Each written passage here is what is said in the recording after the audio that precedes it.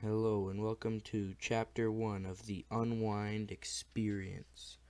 Calling it an experience because, it's going to be good. You can tell it's going to be good because I'm calling it the experience. Um, yeah, okay. Um, First I'm going to read this first thing. It says, The Bill of Life. The Second Civil War, also known as the Heartland War, was a long and bloody conflict fought over a single issue. To end the war, a set of constitutional amendments, known as the Bill of Life, was passed. It satisfied both the pro-life and pro-choice armies. The Bill of Life states that human life may not be touched from the moment of conception until a child reaches the age of 13.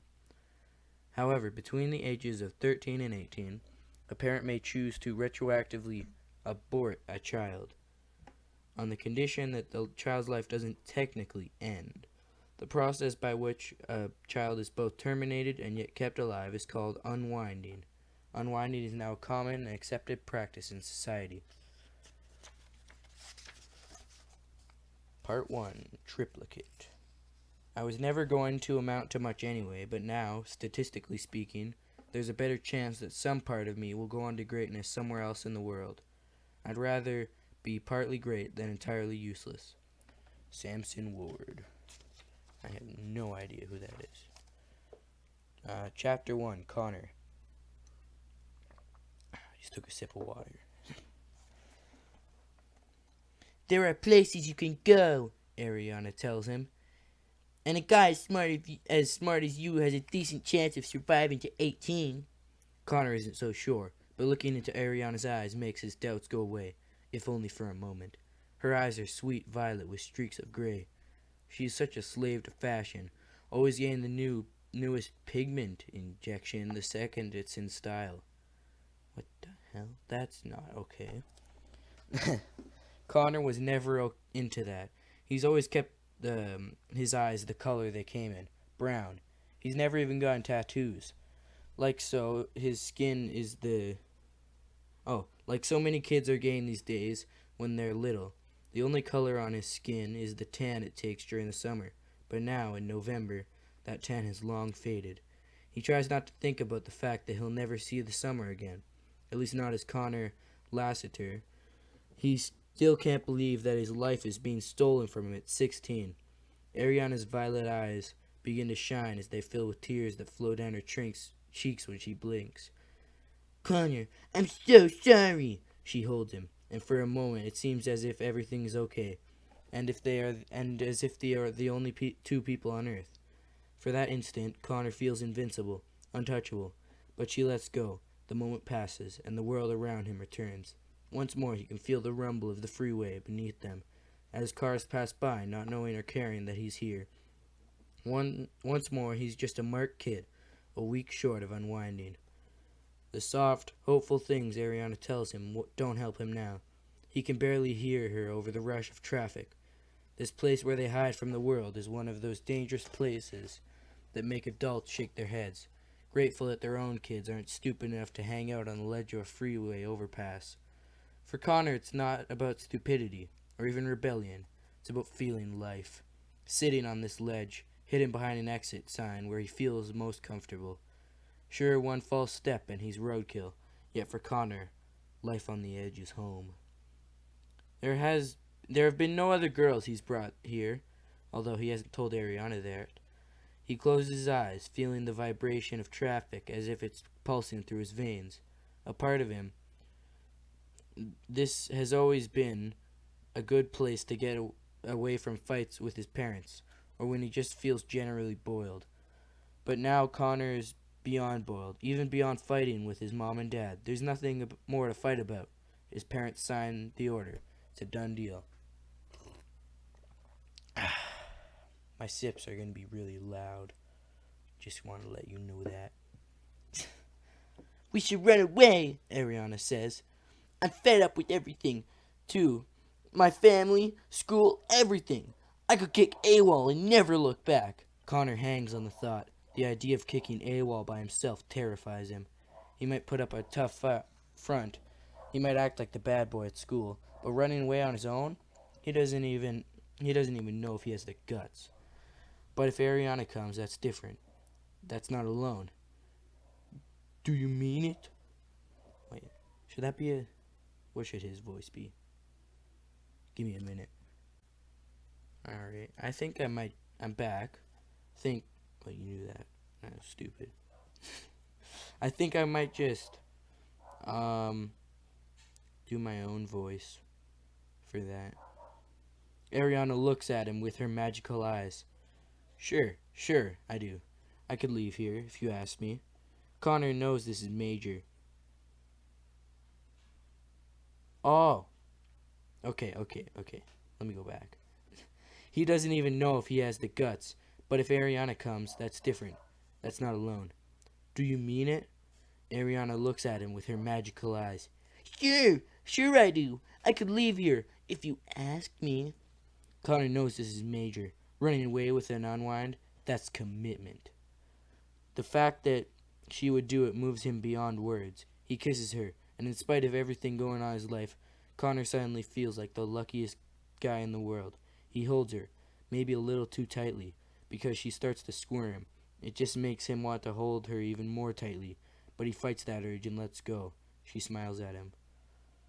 Looks like Connor must have some issues, hugging people too tightly. AWOL, she says. What does that mean anyway? It's an old military term or something, Connor says. It means absent without leave. Ariana thinks about it and grins. More like alive without lectures. Connor takes her hand, trying not to squeeze it too tightly. She said she'd go if he asked her. Only now does he realize he hasn't actually asked yet. Will you come with me, Ariana? Ariana smiles and nods. Sure, she says. Sure I will.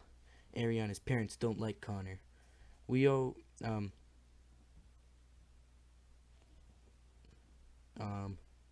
Oh, these are their parents. Let me think of a voice for them. We always knew he'd be an unwind, he can hear them saying. You should have stayed away from that Lassiter boy. He was never Connor to them. He was always that Lassiter boy. They think that just because he's been in and out of disciplinary school, they have a right to judge him. Still, when he walks her home that afternoon, he stops short of her door, hiding behind a tree as she goes inside. Before he heads home, he thinks how hiding is now going to be a way of life for both of them. Home. Connor wonders how he can call the place he lives home when he's about to be evicted, not just from the place that he sleeps, but from the hearts of those who are supposed to love him. His father sits in a chair watching the news as Connor enters. Hi, Dad. His father points at some random carnage on the news. Clappers again. What did they hit this time? They blew up an Old Navy in the North Arkin Mall. Says Connor. You'd think they'd have better taste. I don't find that funny. Connor's parents don't know that Connor knows he's being unwound. He wasn't supposed to find out, but Connor has always been good at ferreting out secrets. 3 weeks ago, while looking for a stapler in his dad's home office, he found airplane tickets to the Bahamas. They were going on a family vacation over Thanksgiving. One problem, though. There were only 3 tickets. His mother, his father, his younger brother. No ticket for him. At first, he just figured the ticket was somewhere else. But the more he thought about it, the more it seemed wrong. So Connor went looking a little deeper when his parents were out, and he found it. The unwind order. It had been signed in an old-fashioned triplicate. The white copy was already gone off with the authorities. The yellow copy would accompany Connor to his end, and the pink would stay with his parents, as evidence of what they'd done. Perhaps they would frame it and hang it along his first-grade picture. That's pretty messed up. The date on the order was the day before the Bahamas trip. He was going off to be unwound, and they were going on vacations to make them... They were going on vacations to make... And they were going on vacation, singular, to make themselves feel better about it. The unfairness of it had made Connor want to break something. It had made him want to break a lot of things, but he hadn't. For once he had held his temper, and aside from a few nights in school that weren't... From a few fights in school that weren't his fault, he kept his emotions hidden. He knew what he knew to himself. Everyone knew that an unwind order was irreversible, so screaming and fighting wouldn't change a thing. Besides, he found a certain power in knowing his parents' secret. Now the blows he could deal them were so much more effective. Like the day he brought flowers home for his mother, and she cried for hours. Like the B plus he brought home on a science test. Best grade he'd ever gotten in science. He handed it to his father, who looked at it, the color draining from his face. See, Dad, my grades are getting better. I could even bring up my science grade to an A by the end of the semester. An hour later, his father was sitting in a chair, still clutching the test in his hand, and staring blankly at the wall. Connor's motivation was simple. Make them suffer. Whoa. Sounds like Connor's got more problems than I thought. Let them know for the rest of their lives what a horrible mistake they made. But there was no sweetness to his revenge. And now, 3 weeks of rubbing it in their faces made him feel no better. In spite of himself, starting to feel bad for his parents, and he hates that he feels that way. Did I miss dinner? His father doesn't look away from the TV. Your mother left a plate for you. Connor heads off towards the kitchen, but halfway there he hears, Connor? He turns to see his father looking at him. Not just looking, but staring. He's going to... He has a different voice in his head. He's going to tell me now, Connor thinks. He's going to tell me they're unwinding me and then break down in tears, going on and on about how sorry he is about it and all. If he does, Connor might just accept the apology. He might even forgive him, and then just tell him that he doesn't plan to be here when the juvie cops come to take him away. But in the end, all his father says is, Did you lock the door when you came in? Connor's voice in his head kind of sounds like his dad. But that's because his dad always gives him advice. It makes sense, alright? I'll do it now. Connor locks the door and then goes to his room, no longer hungry for whatever it is his mother saved for him. At 2 a.m, Connor dresses in black and fills a backpack with things that really matter to him. He still has room for 3 changes of clothes. He finds it amazing when it comes down to it, how few things are worth taking. Memories, mostly. Reminders of a time when things went so wrong between him and his parents, between him and the rest of the world. Connor peeks in on his brother, thinks about waking him to say goodbye, then decides it's not a good idea. He silently slips out into the night. He can't take his bike because he had installed an anti-theft tracking device. Connor never considered that he might be the one stealing it. Ariana had bikes for both of them, though. Ariana's house is a 20-minute walk, if you take the conventional route. Suburban Ohio neighborhoods never have the streets that go in straight lines, so instead he takes a more direct route, through the woods, and makes it there in 10. The lights in Ariana's house are off. He expected this. It would have been suspicious if she had stayed awake all night. Better to pretend she's sleeping, so she won't alert any suspicion. He keeps his distance from the house.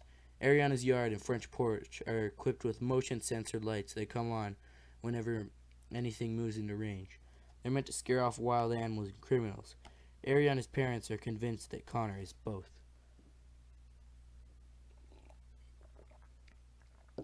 More water. He pulls out his phone and dials the familiar number. From where he stands in the shadows at the edge of the backyard, he can hear it ring in her room upstairs. Connor disconnects quickly and ducks farther back into the shadows for fear that Ariana's parents might be looking out from their windows. What is she thinking? Ariana is supposed to leave her phone on vibrate. He makes a wide arc around the edge of the backyard, wide enough not to set off the lights. And although a light comes on when he steps on the front porch, only Ariana's bedroom faces that way. She comes to the door a few moments later, opening it not quite wide enough for her to come out or to let him go in. Hi, are you ready? Asks Connor. Clearly she's not. She wears a robe over satin. I know that now. I learned that word. Pajamas.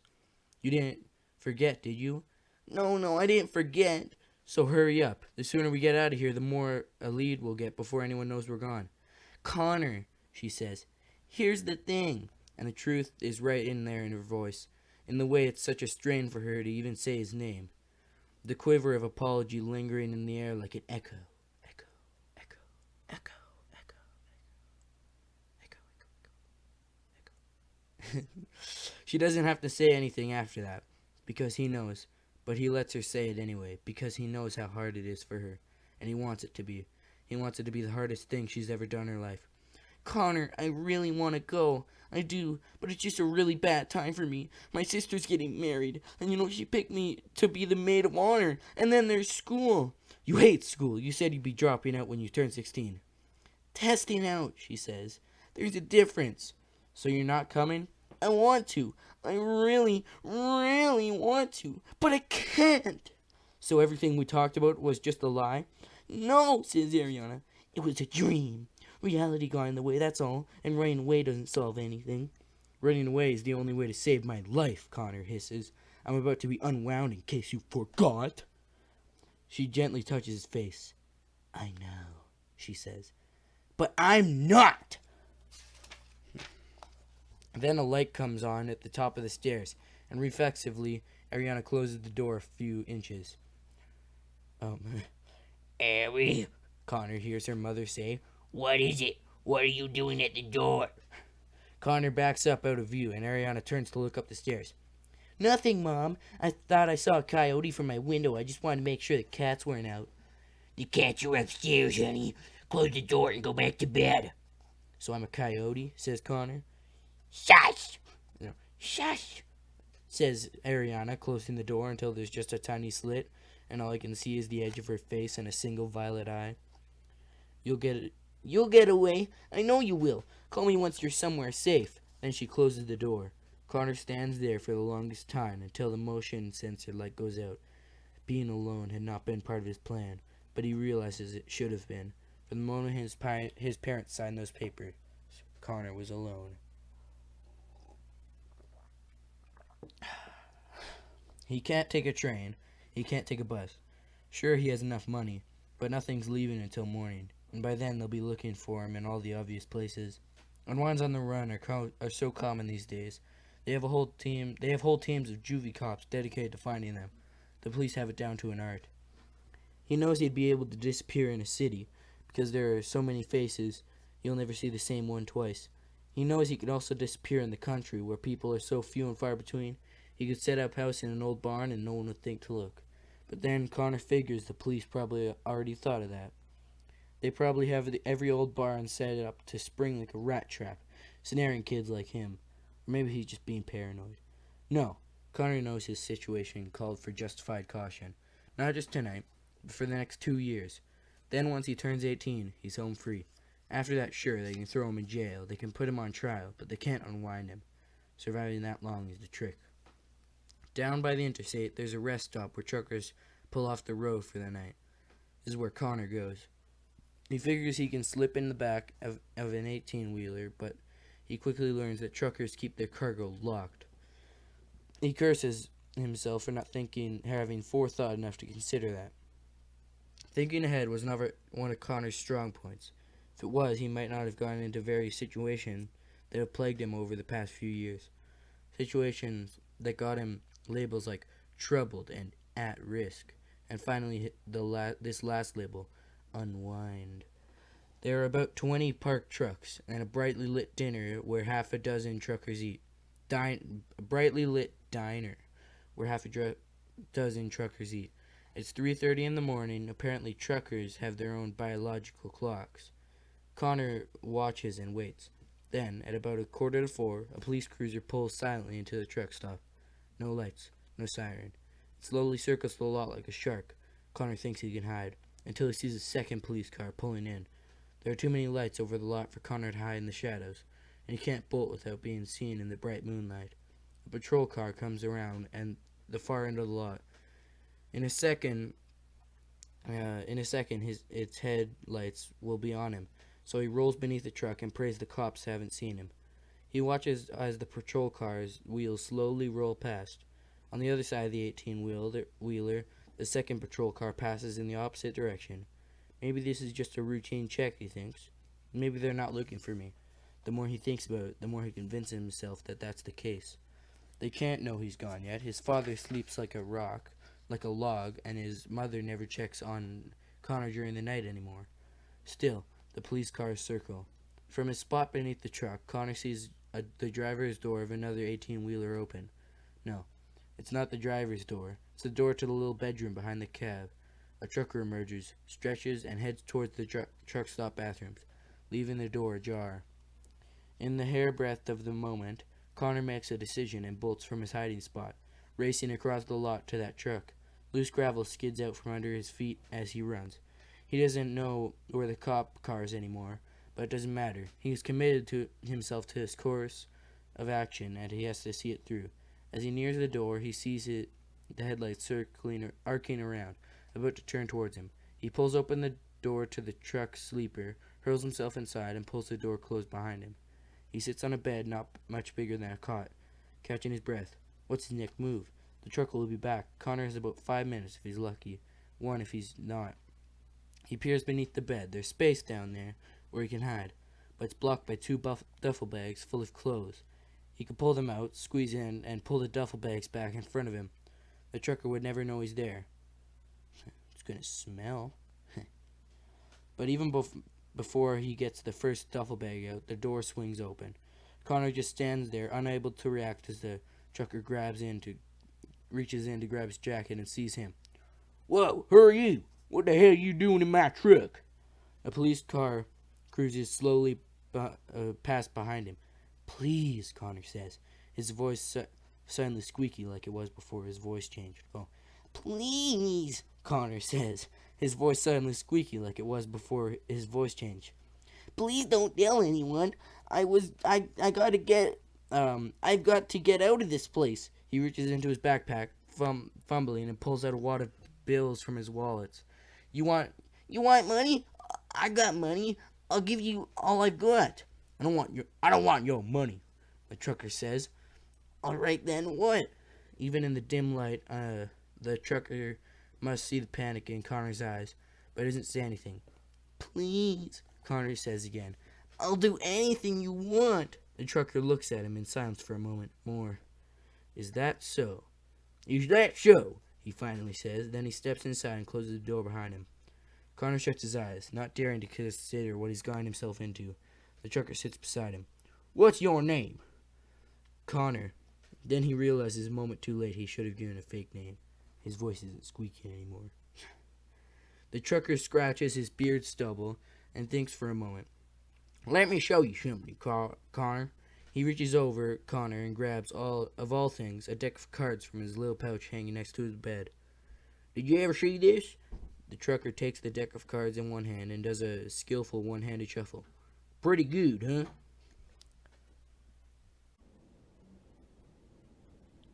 "Alright, I'm back." It's the next day. No one knows, though. The trucker scratches his beard stubble and thinks for a moment. "Let me show you something, Connor." He reaches over Connor and grabs, of all things, a deck of cards from a little pouch hanging next to the bed. "Did you ever see this?" The trucker takes the deck of cards in one hand and does a skillful one-handed shuffle. "Pretty good, huh?" Connor, not knowing what to say, just nods. "How about this?" Then the trucker takes a single card and, with sleight of hand, makes the card vanish into thin air. Then he reaches over and pulls the card right out of Connor's shirt pocket. "You like that?" Connor lets out a nervous laugh. "Well, you like those tricks you just saw?" the trucker says. "I didn't do 'em." I don't know what you mean." The trucker rolls up his sleeve to reveal that the arm, which had done the tricks, had been grafted on at the elbow. 10 years ago, I fell asleep at the wheel," the trucker tells him. "Big accident. I lost an arm, a kidney, and a few other things. I got new ones, though, and I pulled through." He looks at his hands, and now Connor can see that the trick card hand is a little different from the other one. The trucker's other hand has thicker fingers, and the skin is a bit more olive in tone. So, says Connor, you got dealt a new hand." The trucker laughs at that. Then he becomes quiet for a moment, looking at his replacement hand. "These fingers here knew the things the rest of me didn't. Muscle memory, they call it. And there's not a day that goes by that I don't wonder what other incredible things that kid who owned this arm knew before he was unwound, whoever he was. The trucker stands up. You're lucky you came to me, he says. There are truckers out here who'll take whatever you offer, then turn you in anyway. You're not like that? No, I'm not. He puts out his other hand, and Connor shakes it. Josias Aldridge, he says. I'm heading north from here. You can ride with me till morning. Connor's relief is so great, it takes the wind right out of him. He can't even offer a thank you. Did I already read this? I don't know, maybe. That bed there is not the most comfortable in the world, says Aldridge. But it does the job. Get yourself some rest. I just gotta go take a dump, and then we'll be on our way. Then he closes the door, and Connor listens to his footsteps to feel his heading off toward the bathroom. Connor finally lets his guard down and begins to feel his own exhaustion. The trucker didn't give him a destination, just a direction, and that's fine. North, south, east, west, doesn't matter as long as it's away from here. And for his next move, well, first he's got to get through this one before he can think about what comes next. A minute later, Connor's already beginning to doze when he hears the shout from outside. We know you're in there. Come out. And wait. What? Oh, okay. Hey, we know you're in there. Come out and you won't get hurt, eh? Connor's heart sinks. That's the police. They're Canadian. Connor's heart sinks. Josias Aldridge has apparently pulled another sleight of hand. He's made Connor appear for the police. Abracadabra! With his journey over before it began, Connor swings the door open to see 3 juvie cops aiming weapons. But they're not aiming at him. In fact, their backs are to him. Across the way, the cab door swings open of another truck he had hidden under just a few minutes before, and a kid comes out from behind the empty driver's seat, his hands in the air. Connor recognizes him right away. It's a kid he knows from my school. Andy James is. My God, is Andy being unwound too? No, there's a look of fear on Andy's face, but beyond it is something worse, a look of utter defeat. That's when Connor realizes his own folly. He'd been so surprised by this turn of events that he's still just standing there, exposed for anyone to see. Well, the policeman don't see him, but Andy does. He catches sight of Connor, holds it a gaze, only for a moment. And in that moment, something remarkable happens. The look of despair on Andy's face is suddenly replaced by a steely resolve bordering on triumph. He quickly looks away from Connor and takes a few steps before the police grab him. Step away from Connor. Before the police grab him. Steps away from Connor so that the police still have their backs to him. Andy had seen him and not given him away. If Andy has something else after this day, at least he'll have a small victory. Connor leans back into the shadows of the truck and slowly pulls the door closed. Outside, as the police take Andy away, Connor lies back down, and his tears come as sudden as a summer downpour. He's not sure who he's crying for Andy, for himself, for Ariana, and not knowing what makes his tears flow all the more. Instead of wiping the tears away, he lets them dry on his face like he used to when he was a little boy, and the things he cried about were so insignificant that they'd be forgotten by morning. The trucker never comes to check on him. Instead, Connor hears the engine start and feels the truck pulling out. The gentle motion of the road rocks him to sleep. The ring of Connor's cell phone wakes him out of a deep sleep. Ring, ring, ring, ring. He fights consciousness. He wants to go back to the dream he was having. It was about a place where he had been to, although he couldn't quite remember when. He was at a cabin on a beach with his parents, before his brother was born. Connor's leg had fallen through a rotted board on the porch into spiderwebs so thick they felt like cotton. Connor had screamed and screamed from the pain and the fear of the giant spiders that he was convinced would eat his leg off, and yet this was a good dream, a good memory. What? Why? Because his father was there to pull him free and carry him inside, where... Oh, that's why. They had bandaged his leg and sat him by a fire with some kind of cider so flavorful he could still taste it when he thought about it. His father told him a story that he can no longer remember, but that's all right. It wasn't the story, but it was the tone of his voice that mattered, a gentle baritone rumble, as calming as waves breaking on a shore. Little boy Connor drank his cider and leaned back against his mother, pretending to fall asleep. But what was really doing was trying to dissolve this into the moment and make it last forever. In the dream he did dissolve. His whole being flowed into the cider cup, and his parents placed it gently on the table, close enough to the fire to keep it warm forever and always. Stupid dreams. Even the good ones are bad because they remind you how poorly reality measures up. His cell phone rings again, chasing away the last of the dream. Ring! Ring! Ring! Ring! Connor almost answers it. The sleeper room of the truck is so dark he doesn't realize at first that it's not his own bed. The only thing that saves him is that he can't find his phone and he must turn on a light. When he finds a wall where his nightstand should be, he realizes this isn't his room. The cell phone rings again, and that's when it comes back to him. And he remembers where he is. Connor finds his phone in his backpack. The phone ID says the call is from his father. So now his parents know he's gone. Do they really think he'll answer his phone? He waits until voicemail takes the call, and then he turns off the power. His watch says 7:30 a.m. He rubs the sleep out of his eyes, trying to calculate how far they've come. The truck isn't moving anymore, but they must have traveled at least 200 miles while he slept. It's a good start. There's a knock on the door. Come out, kid, your ride's over. Connor's not complaining. It was an outrageously generous of this truck driver to do what he did. Connor won't ask any more of him. He swings open the door and steps out to thank the man.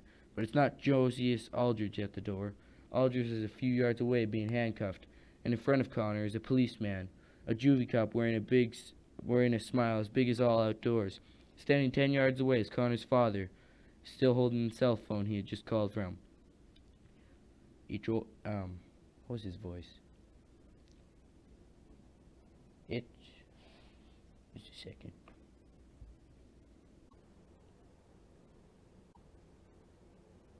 Alright, I thought of a voice. I remember it now. It's over, son, his father says. It makes Connor furious. I'm not your son, he wants to shout. I stopped being your son when you signed the unwind order. But the shock of the moment leaves him speechless. It had been so stupid of Connor to leave his cell phone on, and that's how they tracked him. And he wonders how many other kids are caught by their own blind trust of technology. Well, Connor's not going the way Andy Jameson did. He quickly assesses the situation. The truck has been pulled over to the side of the interstate by 2 highway patrol cars and a juvie cop unit. Traffic barrels past at 70 miles per hour. Oblivious to the little drama unfolding on the shoulder, Connor makes a split-second decision and bolts, pushing the officer against the truck and racing across the busy highway. It's the sound of the cars. Would they shoot an unarmed kid in the back, he wonders, or would they shoot him in the legs and spare his vital organs? As he races onto the interstate, cars swerve around him. But he keeps on going. Connor, stop! He hears his father yell. Then he hears a gunfire. Bang! He feels the impact, but not on his skin. The bullet embeds in his backpack. He doesn't look behind him. Then as he reaches the highway median, he hears another gunshot, and a small blue splotch appears on the center divider. They're firing tranquilizer bullets. Bang! That was the other one. It was kind of late. Not as loud. They're not taking him out. They're trying to take him down, and they're much more likely to fire tranq bullets at will than regular bullets. Connor climbs over the center divider and finds himself in the path of a Cadillac that's not stopping for anything. The car swerves to avoid him, and by sheer luck, Connor's momentum takes him a few inches out of the caddy's path. That was it swerving. The side mirror smacks him painfully in the ribs before the car screeches to a halt, sending the arid stench of burned rubber up his nostrils. Holding his aching side, Connor sees someone looking at him from an open window of a back seat. another kid, dressed in all white. The kid is terrified. With the police already reaching the center divider, Connor looks into the eyes of the frightened kid and knows what he has to do. It's time for another split-second decision. He reaches through the window, pulls up the lock, and opens the door. Chapter 2. Wait, I'm doing that next recording. Alright, that's the end of Chapter 1 of the Unwind Experience. Yeah.